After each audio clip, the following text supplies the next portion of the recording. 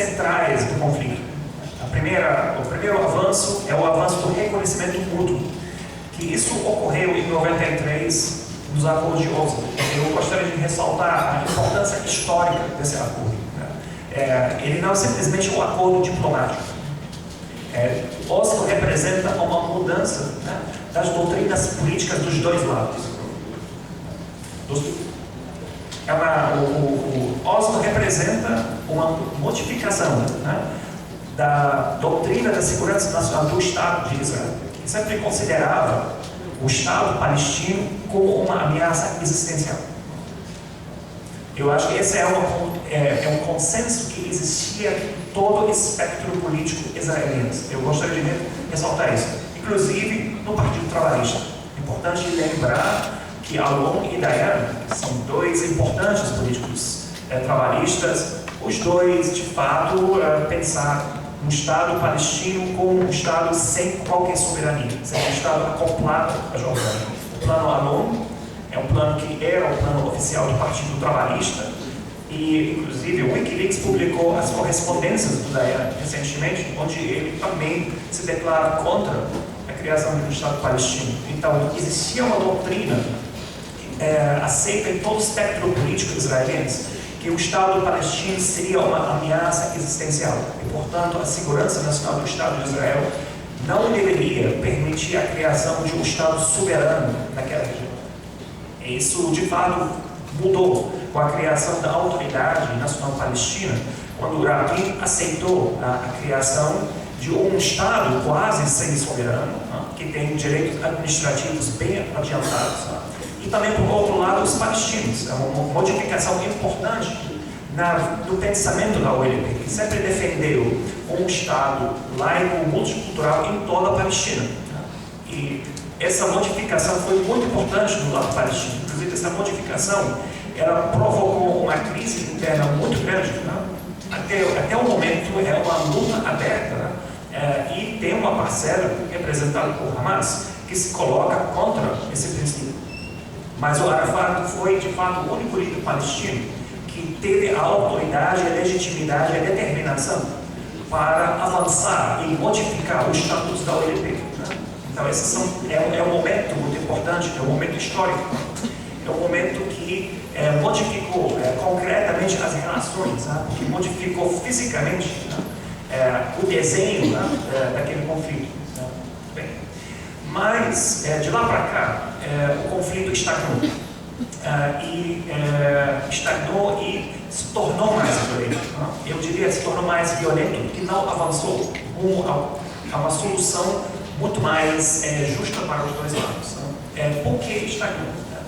Eu diria o seguinte: o Estado de Israel é um Estado que, como o Marcos falou, é um Estado muito bem consolidado.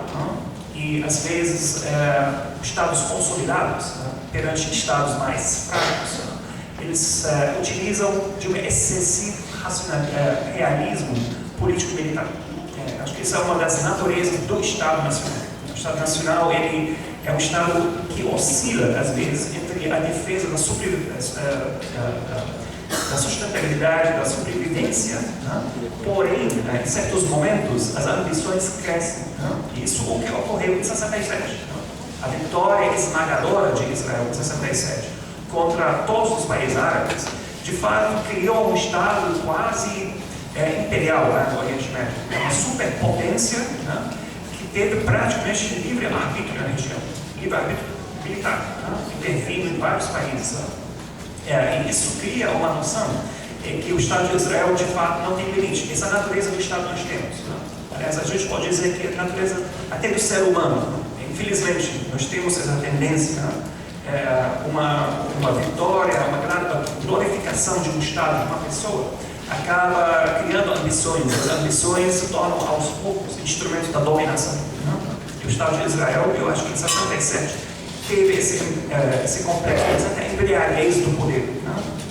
Mas isso, aos poucos, foi contornado, porque nós aprendemos que cada ação tem uma reação. E o Estado de Israel, de fato, teve, em certos momentos, limites à sua expansão do poder. E isso... Não pode, não.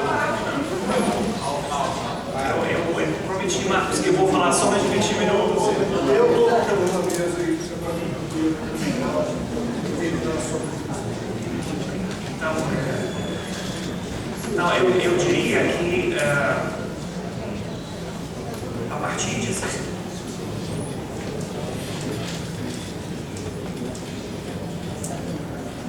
eu não tenho problema depois de responder as perguntas sem qualquer ressalva. Então, entre 67 e 93, de fato, esse é o momento onde os dois povos conseguiram cristalizar essas posições. E hoje estamos num quadro onde a violência ela não tem mais uma finalidade política. Toda violência, toda ação militar é uma extensão da política, que nós aprendemos na teoria das relações internacionais. Estados praticam violência, isso é uma prática que existe entre Estados nacionais. Mas a violência ela sempre tem que ter uma finalidade. E quando a violência não tem uma finalidade muito clara entre Estados, ela se torna uma violência irracional. Se torna uma violência, diria mais à base da vingança. Ela se torna uma violência que tem uma dinâmica própria, de ação, de retaliação, ação, retaliação. Uma hora as pessoas perdem a noção das suas ações. E esse é um terreno fértil para o surgimento de ideologias extremistas, de fundamentalismos, de soluções fáceis, de ideologias que defendem as hierarquias, recuperam alguns mitos antigos ultrapassados. É uma arena que fica mais fácil para a entrada de pessoas e políticos que têm segundas intenções, etc, etc. Uma coisa que às vezes nós identificamos com a democracia representativa que nós temos agora, no mundo inteiro, onde os políticos têm ações e às vezes têm um comportamento mais privado do que público e revestido por discursos públicos. Eu diria que o conflito atual é um conflito que já terminou entre dois povos, e que a violência ela não tem mais finalidade. Agora, um jovem ontem na escola me perguntou: e como vai mudar isso?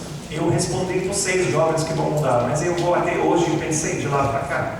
Eu diria o seguinte: nós precisamos recuperar alguns princípios básicos do passado. A gente tem que ter um engajamento político mais intenso. Nós precisamos exigir das elites políticas uma certa transparência. As negociações hoje são todas clandestinas. Nós temos uma troca de ideias, de mapas, etc., mas de fato não tem uma coisa concreta. E eu gostaria de ressaltar a importância da transparência também nos assuntos internacionais. Outro assunto muito importante é recuperar o princípio da esquerda, que a igualdade entre os povos é um princípio mais importante. Essa é a única segurança viável, a única segurança estável, a única segurança realista. E gostaria de terminar dizendo que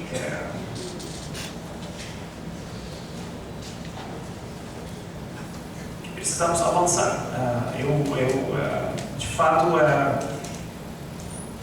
eu não sei como terminar, porque terminando dizendo que a gente dialoga muito, nós falamos muito, mas infelizmente esses diálogos às vezes criam um certo ceticismo.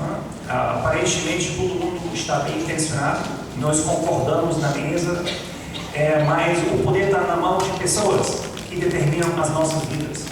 Eu acho que a gente tem que recuperar esse poder político para poder ter uma influência sobre os rumos da sociedade, internamente, mas também externamente, porque a gente não pode deixar as decisões políticas da vida e a morte nas mãos de elites. A gente tem que ter uma visão mais clara sobre os nossos destinos entre esses povos.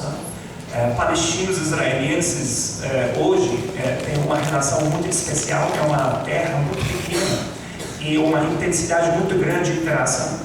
Certamente dois estados nacionais vai ser uma negociação muito importante e justa, mas sempre vai existir uma relação especial entre os dois lados. Não tem como separar completamente. Por essa razão, a paz ela tem que ser entre os dois povos também. Né? Ela não simplesmente pode ser entre dois estados. Ela tem que ser uma coisa mais trabalhada culturalmente. Né? E eu acho que esses eventos, como hoje, é um passo muito importante. Lamento que não tem eventos também do lado palestino. Né? Mas eu acho que também seria interessante provocar isso. Né? A paz ela tem que superar essa barreira, porque o conflito do Oriente Médio, esse conflito é um conflito muito especial. É um conflito entre dois povos, né? De uma região muito importante, central, estratégica, né? Que vai ter sempre interferências externas grandes, né? Grandes interesses naquela região. Né? E nesse sentido, quanto mais transparente o acordo, quanto mais transparente a negociação, quanto mais firmeza você vai ter para avançar. Eu acho que eu vou deixar para esclarecer as minhas posições para o debate, né? E agradeço a presença de todos vocês.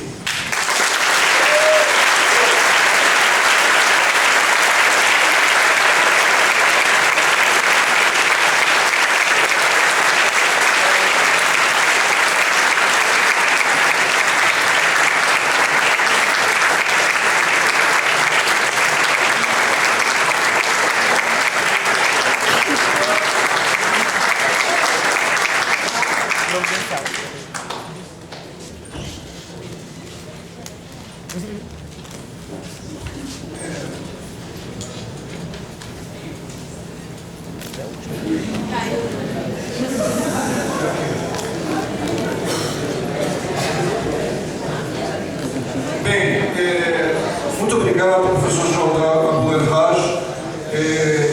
A mesa está sendo coordenada por mim e vai abrir a perguntas e nós pediríamos encarecidamente que as pessoas fossem objetivas, fossem no ponto, na questão que elas querem perguntar.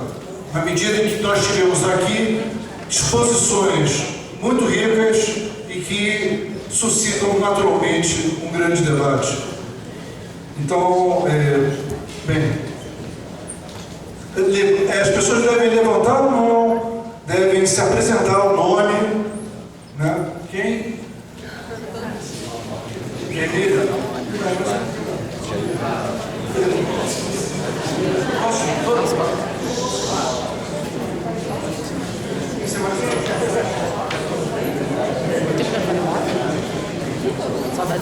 Fala aí sempre no microfone, vamos ver se vai dar certo. Olá, você é jovem. Tá, são duas perguntas na verdade, vocês têm direito. Se eu não tiver, só responde uma. A primeira pergunta é como deve ser a relação com o Hamas, já que ele disse que não pensa igual ao OLP em relação ao reconhecimento de Israel. Então, como deve ser o diálogo com eles, ou não deve ter diálogo, e como eles?